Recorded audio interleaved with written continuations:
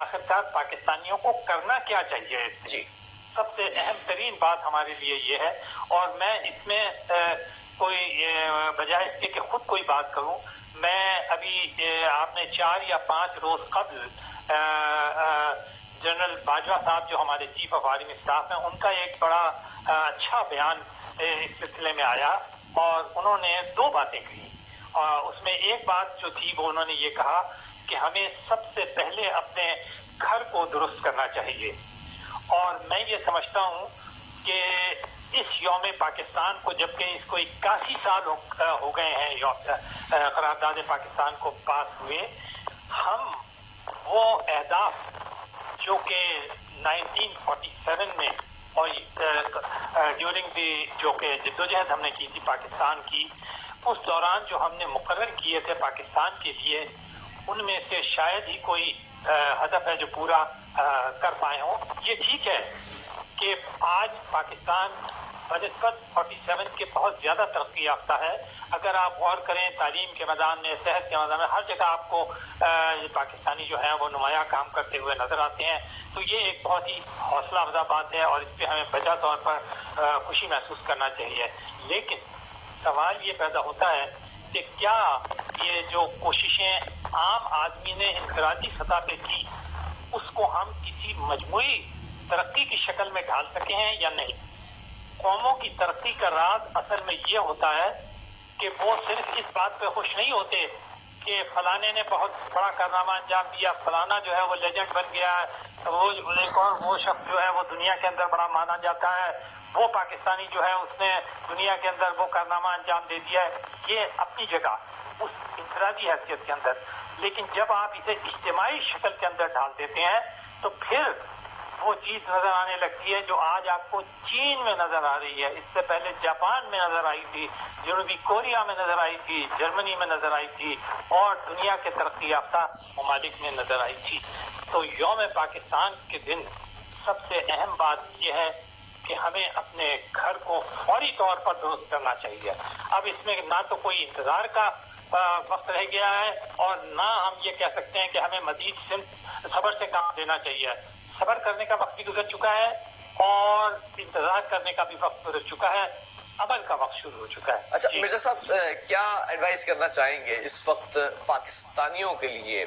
कौन सी चीज सबसे ज्यादा अहम है? किस शोबे के अंदर अगर ज्यादा बेटरमेंट की तरफ जाया जाए, या ज्यादा उसके अंदर जांच पड़ताल की जाए, या उसमें काम किया जाए, तो पाकिस्तान की पोजीशन मजीद बेहतर हो सकती है दुनिया में? बिल्कुल, मैं आपको एक बात सिर्फ पाकिस्तानियों को एक पॉइंट के ऊपर जमा हो जाना चाहिए, और वो है इक्तिसादी मजबूती। माशी मजबूती जो है वो पाकिस्तान की तमाम पॉलिसीज के ऊपर प्रायोरिटी इख्तियार कर लेना चाहिए। मैं इसकी मिसाल हमेशा अपने अजीम दोस्त चीन के हवाले से देता हूं कि उन्होंने 1979 में जनाब डेंग जियाओपिंग जो कि एक अजीम रहनुमा थे, उन्होंने चीनी कौम को ये पैगाम दिया कि आज के बाद हमारी खारजा पॉलिसी, दाखिला पॉलिसी, सियासी पॉलिसी, तिजारती पॉलिसी, तमाम की तमाम हमारी माशी मजबूती के सबसेक्वेंट होगी, यानी उसके अंडर होंगी। कोई चीज, कोई तनाजा, कोई झगड़ा, कोई कश्मकश इससे ऊपर नहीं जाएगी। हर जगह हम वो मुफाहमत करेंगे जिसकी वजह से हमें तरक्की करने का मौका मिले और इक़्तिसादी मजबूती। और आज 50 साल बाद आप ये देख रहे हैं कि चाइना ने वो हदफ हासिल कर लिया है, और वो मजीद आगे बढ़ते चले जा रहे हैं। पाकिस्तानियों को भी यही अपना टारगेट मुकर्रर करना चाहिए। अजीम कौमों के यही टारगेट होते हैं। पाकिस्तान की सबसे बड़ी कमजोरी ये है कि पाकिस्तान इक़्तिसादी और माशी तौर पर मजबूत नहीं है। नतीजा ये है कि हर जगह हम कहीं कर्जे मांगते फिरते हैं, कहीं कर्जे के लिए झुकते फिरते हैं। तो ये चीज अब हमें खत्म कर देना चाहिए। हमारे एक आम आदमी को एक पैगाम जाना चाहिए कि तुम्हें और कुछ नहीं करना, कोई और नजरिए को फॉलो तुम्हें नहीं करना।